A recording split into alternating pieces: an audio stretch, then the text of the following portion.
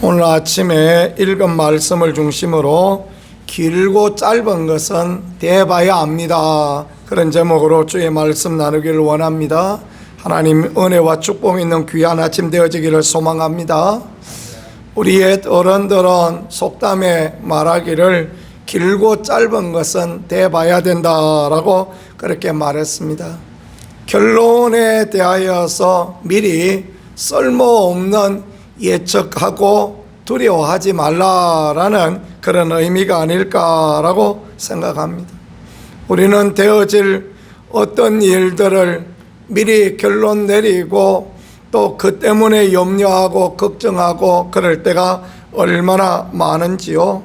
그러나 하나님이 개입하시고 하나님이 역사하시면 또 모든 결과가 바꾸어질 수 있다라는 것을 본문은 우리에게 그렇게 가르쳐주고 있는 것 같습니다. 첫 번째 생각해 볼 것은 아람 왕 벤하닷의 침입입니다. 아람 왕 벤하닷이 32개의 그 도시국가의 왕들을 전부 모아가지고 이스라엘을 침범하였다라는 그런 말씀이 오늘 기록되어져 있습니다. 아람은 원래 도시 연합국가입니다. 블레셋과 비슷하다 이렇게 생각하면 되겠습니다. 이스라엘은 중앙 집권적인 그런 나라였지만 아람이나 블레셋은 작은 도시에 왕이 있고 또 그 왕들을 다스리는 연합한 왕이 있는데 그 연합 왕이 아람 왕인 것입니다. 아람 왕 벤하닷, 아람 왕의 이름은 벤하닷인데 그가 이제 32명의 왕들을 전부 일으켜서 이제 이스라엘을 침범합니다. 첫 번째는 벤하닷의 야망 때문이었겠죠. 벤하닷이 다윗 왕 때에 그때 아람이 이스라엘에게 조공을 내고 그랬는데 세력이 커지니까 이제 이스라엘에게 있던 그 모든 식민지의 권한을 다시 빼앗고 그리고 이제 전쟁에서 오히려 이스라엘을 집어삼키려고 그렇게 야망을 가지고 내려오는 것입니다. 또 하나는 하나님의 일하심입니다. 하나님께서 북왕국이 바알과 아세라를 섬기고 하나님을 섬기지 아니하고 하나님의 백성들을 죽이고 그런 일을 하였을 때 우리 하나님께서 진노하셔서 결국은 아람 왕 벤하닷이 침입하였다라는 거 그거를 볼 수 있는 것입니다. 그런데 오늘 말씀에 보니까 22절에 이스라엘 왕이 나가서 말과 병거를 치고 그렇게 말씀했습니다. 벤하닷이 끌고 온 군대는 숫자만 많을 뿐 아니라 말과 병거를 가졌다 그렇게 말씀하고 있어요. 그러니까 최신 무기를 가졌다라는 그런 이야기가 되어지는 것입니다. 그렇습니다. 벤하닷은 많은 군대와 최신 무기를 가지고 이스라엘을 침범해 왔습니다.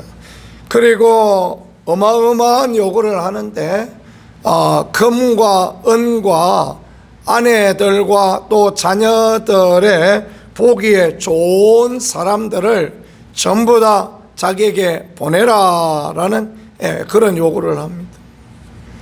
아합 왕이 속수무책 아무 힘이 없으니까 거기에 순응하는 그런 모습을 보여주고 있습니다. 무슨 말을 합니까? 음과 금 그리고 아내 자녀들 아름다운 자도 내 것이다. 그러니까 아합 왕이 내 것은 다 왕의 것입니다 하고 그렇게 두 손 두 발 번쩍 들고 항복을 선언하고 있는 그런 부분을 말씀합니다. 사마리아까지 내려오기까지 북왕국에서 저 북쪽에 아람 나라가 사마리아 성까지 이스라엘의 수도 사마리아에 내려오기까지 아무도 그를 대적하지 못하였던 것 같습니다.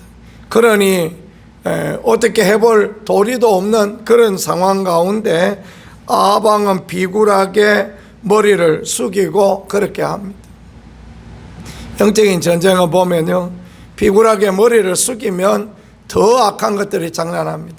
그래서 이번에는 베나닷이 무엇을 말하느냐 하면 처음 말했던 것 외에 그 은과 금과 아내와 또 보기에 좋은 모든 사람 자기들이 와서 빼앗아 가겠다, 그런 이야기를 합니다. 처음에는 내면 받아가겠다 하더니 이제는 와서 빼앗아 가겠다라는 그런 말을 하는 것입니다. 그래 우리가 뒤로 물러서서 침륜에 빠질 자가 아니다라고 히브리서에 말씀하셨는데, 물러서고 또 물러서면 물러설 데가 없는 것입니다. 그래서 우리가 영적인 전쟁에 하나님을 의지하고 예수님의 십자가 의지하고 달려나가는 것밖에 방법이 없는 것입니다. 공격이 최상의 수비다라는 그런 축구 용어가 있지 않습니까? 영적인 전쟁은 언제나 예수 그리스도의 이름을 힘입고 나가는 것밖에 없는 것입니다. 자, 베나닷이 쳐들어왔을 때 아무 용기도 용맹도 없던 아합 왕, 백성의 장로들을 모으고 이제 어떻게 할 것인가 라는 것을 물어봅니다. 처음에 비굴하기 그저 없었던 이 아합 왕이 장로들을 불러서 어떻게 할 건가 물어본 것은 아마 자기를 합리화하기 위함이 아닐까라고 그렇게 생각이 되어집니다. 이제 막다른 골목에 갔으니 백성의 지도자들을 불러 물어보는 이런 모습을 갖고 있는 것입니다. 그때 베나닷이 허세를 부립니다. 어떤 허세를 부립니까?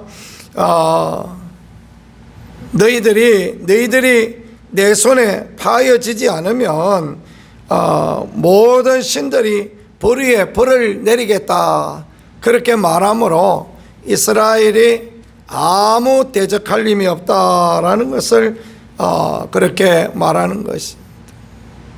이때 아합 왕이 갑옷 입은 자가 갑옷 벗은 자들처럼 자랑하지 못할지라, 그런 유명한 말을 하는데요, 참 이런 말은 귀한 말인 것 같습니다. 갑옷 입은 자가 갑옷 벗은 자처럼 말하지 마라. 갑옷 입고 전쟁 나가는 사람이 갑옷 벗고 전쟁 다 이기고 난 뒤에 돌아가는 자처럼 그렇게 말하지 마라.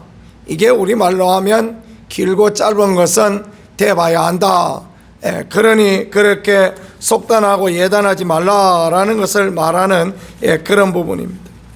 그럴 때에 하나님께서 어떻게 하십니까? 하나님께서 선지자 한 명을 보내어 주셔서 그래 이 이스라엘이 마땅히 해야 될 일들을 알게 하고 또 이 전쟁에서 하나님께서 이기게 하실 것이다 라는 것을 그렇게 가르쳐 주고 있는 모습, 그것이 오늘의 말씀이 되어지겠습니다. 왜 그렇게 하시겠습니까?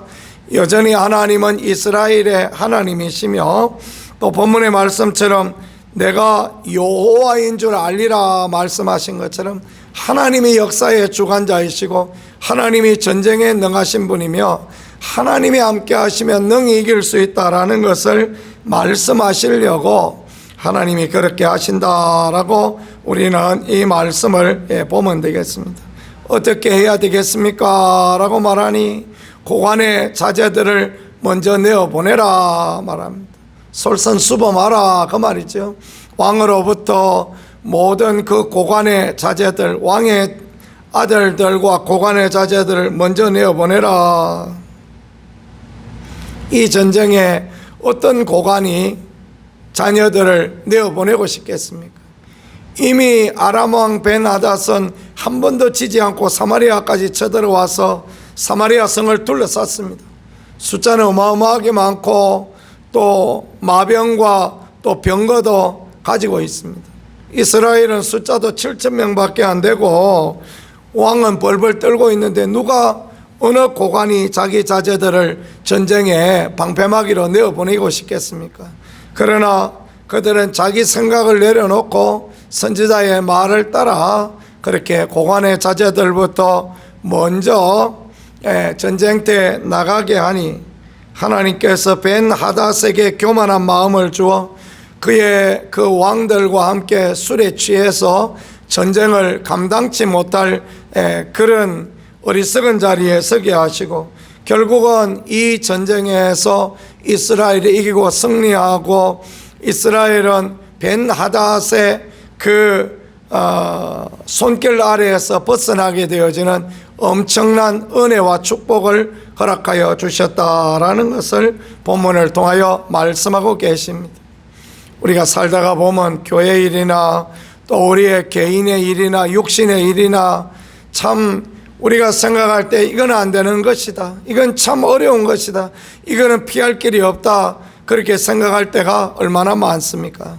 그러나 시험 당할 즈음에 피할 길을 내시는 하나님을 의지하고 의뢰하고 기도하고 나가면 하나님께서 교회의 일이나 개인의 일이나 육신의 질병이나 또 모든 문제 가운데 선한 길로 인도하시고 생각지 못하던 놀라운 은혜를 우리에게 허락하여 주시지 않겠습니까? 고린도전서 2장 9절에 보니까 하나님이 그 사랑하는 자를 위하여 예비한 것은 눈으로 보지 못하고 귀로 듣지 못하고 마음으로 생각지조차 못하였다 함과 같으니라 라고 그렇게 말씀합니다.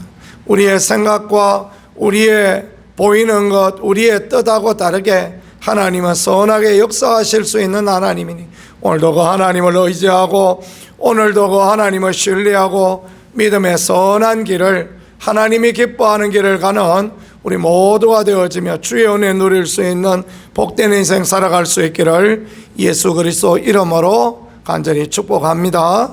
기도 올리겠습니다. 하나님 우리 아버지 감사합니다. 우리 어리석고 미련하여 결과에 대하여 미리 예단하고 낭망하고 절망하지 아니하고 하나님의 은혜를 구하고 하나님의 도우심을 구하며 나가며 믿음의 승리와 선한 은혜의 그 일들을 살아갈 수 있도록 아버지 도우시고 인도하여 주옵소서. 어리석은 저희를 불쌍히 여겨 주시고 미련한 저희에게 믿음과 용기와 용맹을 허락하시고 우리 하나님의 도우심과 은혜 가운데 늘 이끌어 주시기를 원합니다. 예수님 귀하신 이름으로 기도드렸습니다. 아멘.